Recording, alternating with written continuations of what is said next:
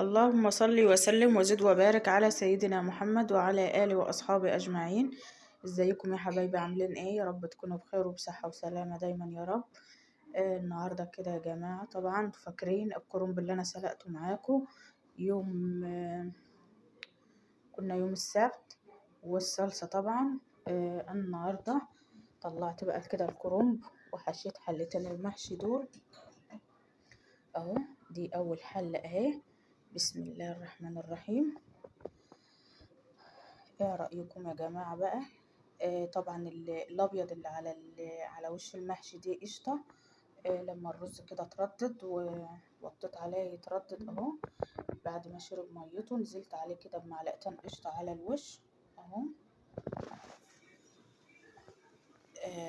المحشي بيفرو معايا، بس مش عارفة ليه طبعا.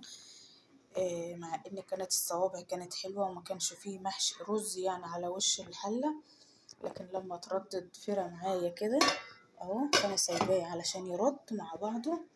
ودي الحلة التانية اهي. بسم الله ما شاء الله، قايمة تغلي لسه اهيا بتبقبق مع نفسها. اول ما تتشرب هنزل عليها بمعلقتين قشطة برضه على وشها كده، لان الحاجة دي مسافرة بقى ان شاء الله زي ما قلت لكم في فيديو قبل كده. الحاجة دي مسافرة لجوزي، ولازم بتتعمل يعني قبلها بيوم او بيومين علشان خاطر ان هي بتتلج في التلاجة في الفريزر يعني. تمام. والقشطة اهي اللي انا حطيت منها على وش المحشي اهو. دي قشطة بلدي اهي، عمايل ايديا انا زي ما انتم شايفين. اول ما الرز يتشرب هنحط منهم مع بعض. انا جهزت كده من ورا الكاميرا وعملتهم، لان عملت معاكم المحشي كتير قبل كده. ودي الكوباية اللي كنت باخد منها يعني بدل الكرنيب بعقد منها اهو. بسم الله. ودي الشوربة اهي. اللي على وش الشوربة دي يا جماعة سمانة البطة، دكر البط اللي كنا نضفناه معاكم، بس علشان هي باردة مجمدة كده على الوش. حتى السمانة اهي واقفة على الكوباية زي ما انتم شايفين. اول لما عين من عيون البوتاجاز دول تفضى هحطها عليها بس كده وخلاص اهو. ومعانا طبعا دكر البط اهو اللي كنا منضفينه مع بعض. بس هو كده استوى وطلعته كده في طبق، فاسود كده زي ما انتم شايفين، لان ما كنتش مغطياه. انا صحيت الصبح الساعة 7 كده وانا بصحي الولاد عشان خاطر المدرسة، لانهم بيروحوا الساعة 8 يعني. صحتهم من النوم، كنت مطلعاه قبلها من بالليل، حطيته على النار واستوى وخرجته هنا كده لان كنت ملبوخة في عمايل المحشي. تمام. ودي هنا الدسامة اللي كنت مطلعاها مع البط التاني. انا مش فاكرة انا خدت منها ايه قدامكم ووريتها لكم قبل كده يعني، بس الايه بالظبط مش متذكرة. باقي دول كده هحطهم طبعا على وش المحشي بس لما ينشف، لان شوربة دكر البط دي ما كانتش سمينة اوي. تمام. ودي مواعين كده مغسولة هحطها مكانها.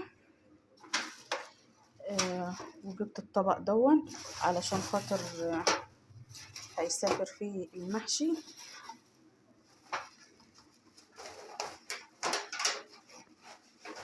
ثواني اطلعه.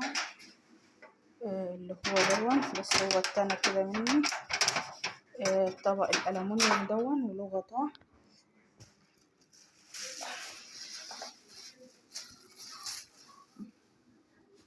ومعاه غطاه هنغطيه مع بعض برضو، هنقفله مع بعض. وهرفعه بقى هنا كده عشان الولاد ما تبهدلوش. وهرجع بقى المواعين دي كده مع بعضها وهنغير الفوطة وهنروق بقى كده الدنيا دي مع بعض اهو. وده اكل كده هدخله عندي التلاجة لان في محشي ولادي بقى مش هياكلوا حاجة تانية. وبما اني عاملة للسفر فعملت لنا برضو عاملة بزيادة يعني زي ما انتم شايفين حلتين كبار اهم. اكمل الطبق دون واللي هيفيد هيبقى للولاد. وعندي برضو اكل تاني. وهنا كده برضو المواعين دي انا هغسلها، حبة مواعين بساط. ودي حلة فيها كوباية لبن، هفضيه كده في كوباية وهحط المية دي كده تبوش مع بعضها. الحلة يعني تبوش اللبن اللي فيها. وهنروق كده الأرضية ودي طماطم اهي اللي كانت عندي، اللي انا كنت سايباها بره التلاجة، اللي انا كنت جايباها معاكم اهي، كلها احمرت مع بعضها اهي، ما عادش فيها واحدة خضرة ولا حاجة. هغسلها برضو كمان غسلة كده وهردها تاني بقى في التلاجة علشان خاطر ما تبوظش مني. وكان عندي لبن رايب، كان كيلو لبن كده، كيلو، فحاجة بسيطة، فما حطيتهاش في الحصيرة عندي، حطيتها في الشال دون. هنقطعها طبعا مع بعض، هي قرص صغير كده علشان خاطر اطلع منه حبة القشطة دول عشان احطهم على وش المحشي. وهنحط منهم برضو في ارضية الطبق اللي انا وريتهولكوا دون، علشان اما يجوا بقى يسخنوا هناك بألف هنا وألف شفا طبعا على اللي ياكل، جوزي واللي معاه، وعقبال ما يجي كده بالسلامة واعمل له الحلو كله. تمام. طبعا دي الصالة اهي. احنا دلوقتي بعد الدور، يعني حوالي الساعة 2. تمام. والولاد جم راحوا دروسهم، واللي راح مكاتبه. هروق بقى هنا الصالة زي ما انتم شايفين كده، لاني كنت قاعدة بحشي هنا. ودي كوبايات كده في اللبن بتاعة الفطار، وكنت هنا منقية رز، وسبت يعني الحاجة مكانها على بعضها كده، فقلت انجز المحشي الاول. انا كنت حاشية حلة بالليل على بيات يعني، وما قدرتش ان انا اكمل الحلة التانية، فدخلت نمت لان الجو كان برد وكده، وكملتها بقى الصبح زي ما انتم شايفين كده. ودي اللي انا حاشية فيها، واللي كان فيها الكرنب والعيش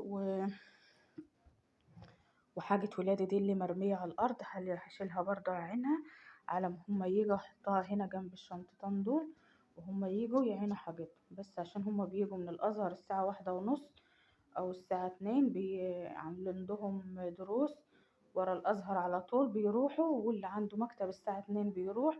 وطبعا الدروس بقى الساعة 4 والساعة 5، واللي عنده الساعة 3 وكده.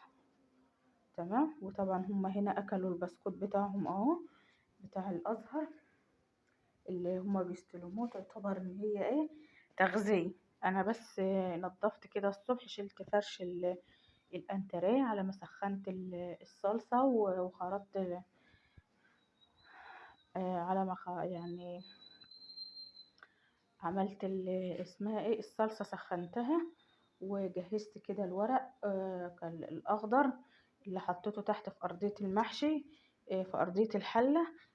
وكان بتبقى منه بعد ورقة كده، كنت حايشة يعني ورق بزيادة، خرطته وجهزته واشتغلت بقى على طول. أما اللي في الصحن دول كده، ده الورق اللي متفردد. يعني ايه متفردد؟ يعني ما ينفعش ان هو حاشي يتبهدل مني يعني، وما جيت اقطعه وما اتحط في الفريزر ما نفعش يعني ان هو يتلف ويتحشى. فهحطه بقى على بعضه كده واطلعه للطيور، للبط اللي عندي فوق اما اجي طالعه. تمام. وعندي كمان اللهم صل على سيدنا محمد، عندي الغسالة بقى فيها مية اهي، عندي كام دور كده هدوم. النهاردة التلات، هنصبنهم بقى كده عشان على ما هاجي اصبن يوم الجمعة او يوم السبت هيكونوا كتير. يعني برضه على عشان الجو شتاء وينشفوا، ياخدوا يومين على الحبل وينشفوا ويبقوا كويسين كده قبل الدنيا ما تشتي عليهم، وبالخفيف بالخفيف كده يكون احسن. تمام. يلا بينا نشوف هنعمل ايه، وبقية يومنا هتمشي ازاي قبل العصر ما يدن وقبل الولاد ما يجوا. احنا عارفين لما بناكل محشي اختكم يعني لما بتاكل محشي او سمك مقلي اي حاجة فيها بصل وفيها توم بتطلب معايا نو. يلا يا جماعة، اللي وصل معايا للبصل والثوم يحط معايا، يحط لي اللايك والاشتراك في القناة، وقولوا لي كلمة حلوة كده تكبر بخاطري. ربنا يكبر بخاطركم أجمعين يا جماعة. المحشي بتاعنا اهو نغلى زي ما انتم شايفين اهو.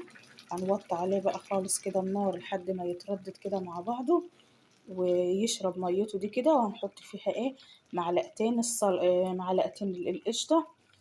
لو انتوا عايزين تحطوه في الوقت ده عادي برضو حطوه، بس انا يعني متعودة حماتي كنت بشوفها بتعمل الطريقة دي كده، ولما بيكون عندي قشطة وانا بعمل المحشي جوزي بيحبني اعملها على طريقة امه يعني. تمام. وده برضو اهو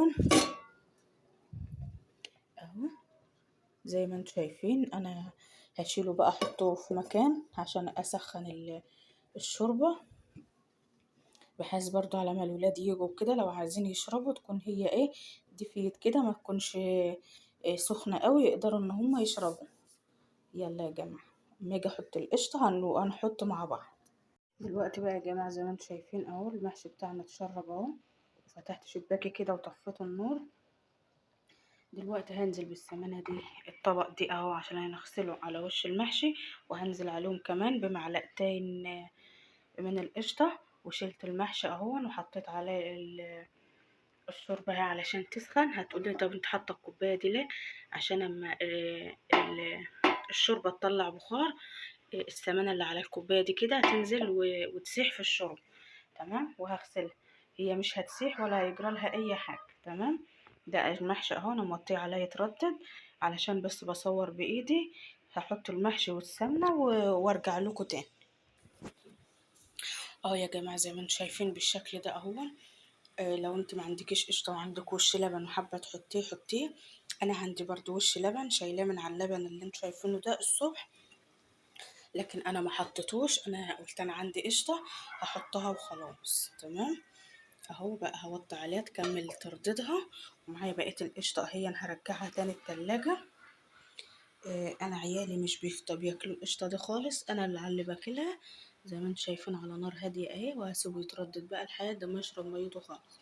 وطبعا الشوربة اهي، والشوربة متهيئة وفيها كل حاجة. يلا خليكم معايا، متنسوش اللايك متنسوش اللايك. دلوقتي بقى يا جماعة الخير زي ما انتم شايفين كده الطاسة دي انا حطيتها على النار اهي. لما نشفت من المية اللي انا كنت حاطة فيها خلطة المحشي غسلتها ونضفتها كده، ونزلت عليها اهو بمعلقتين سمنة. هنزل عليهم بشوية زيت وهحمر فيهم البطاية بتاعتنا الجميلة دي من جميع الاتجاهات علشان تروح لهم جاهزة على التسخين. مش اكتر ولا اقل من كده، خليكم معايا.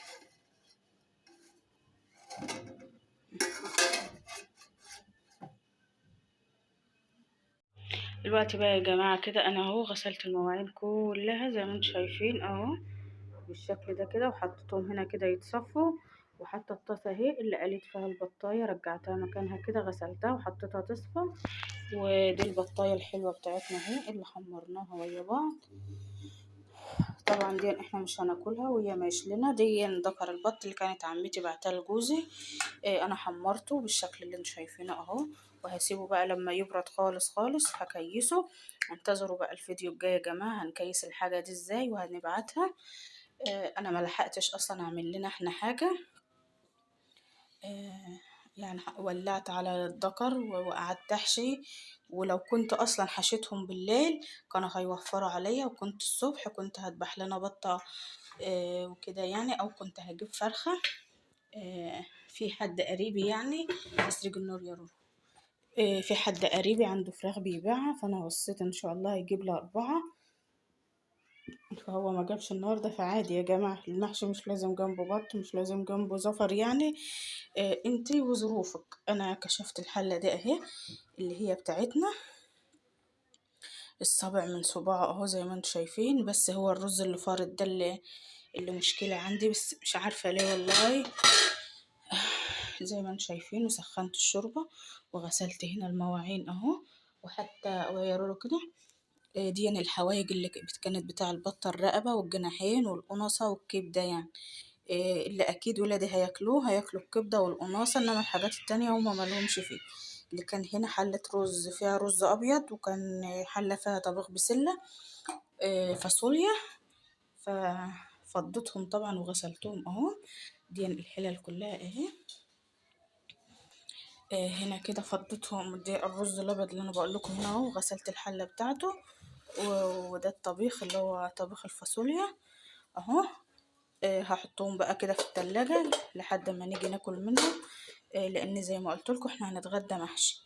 تمام، ودي الجبنه اهي اللي انا كنت منشفاها في في الشال اهي. هو كان كيلو واحد يعني، هي رقيقه خالص اهي. فانا فضيتها في الطبق كده، هرش عليها حبة ملح واحطها في المصفاية اللي فيها الجبنة في التلاجة. وطبعا جيت اغسل المواعين لقيت الموتور المية يعني الحنفية خلصت كده، المية في الخزان بيشطب. دورت الموتور وغسلت كوباياتنا اللي على الازاز ومليت الازاز كده، هغطيهم بقى هما وزودت الكولمن بتاعنا وبس كده. دي وطبعا دي الهدوم اهي. فضيت هنا كده الهدوم لقيتهم هما 3 ادوار، ده دور وده دور، وحطيت هنا في العصارة اهو دور وهنا دور، يبقى 4 ادوار هيملوا البلكونة ان شاء الله.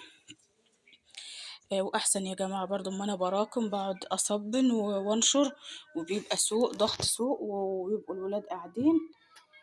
فيبقى مثلا ايه كفاية علينا بدم يعني قادرة اصبن واعمل مراكمش طول الاسبوع. نعم.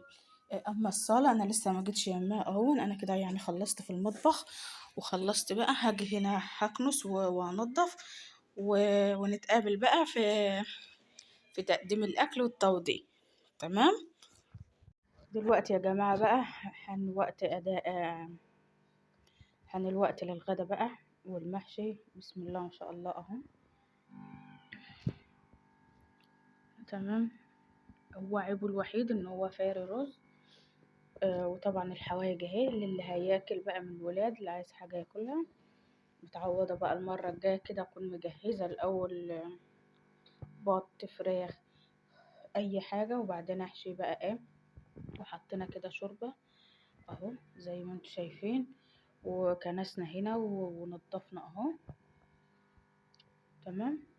وقلنا بقى نتغدى عشان الولاد كده جاعوا، وعلشان العصر الدن واللي عليه دروس بقى العصرية كده هيروح.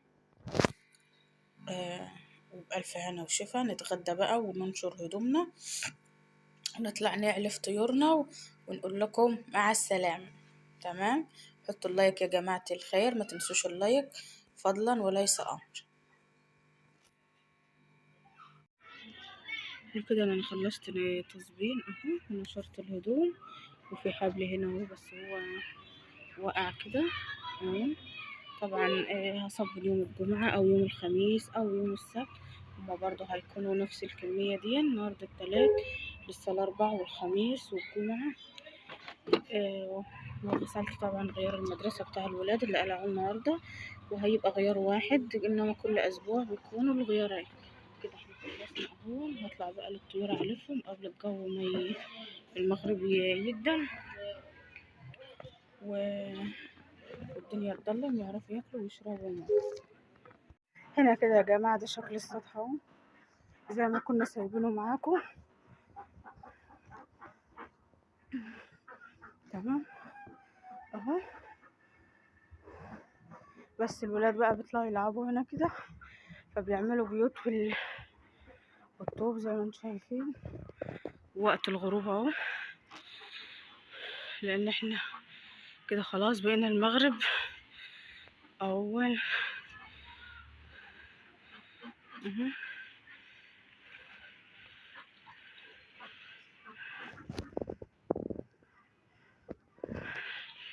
وقت الغروب بس كده. هنعلف بقى طيورنا، حطيت لهم علف اهمن وهحط لهم ميه، وهنزل بقى دي خضرة المحشي اللي باقيه على حبة هرسة كده يعني، علشان الجو هنا ضلمة مش عارفة بقى اصور لكم جوه. هجيب ميه واحط لهم ان شاء الله بأمر الله. بكره قدرنا كده وربنا مجابش حاجة وحشة اطلع اكنس لهم الأوضة دي تاني، وهنجرد بقى الحتة دي كده زي ما انا كنت قايله لكم في الفيديو التاني. اللي وصل معايا لحد هنا متنسوش تحطوا لايك والاشتراك في القناة وفعلوا زر الجرس علشان يوصل لكم مني كل جديد، واشوفكم في فيديو جديد، والسلام عليكم ورحمة الله وبركاته. ما تنسوش احلى لايك وكومنت حلو كده يرفع من معنوياتي احلى اخواتي. مع السلامة.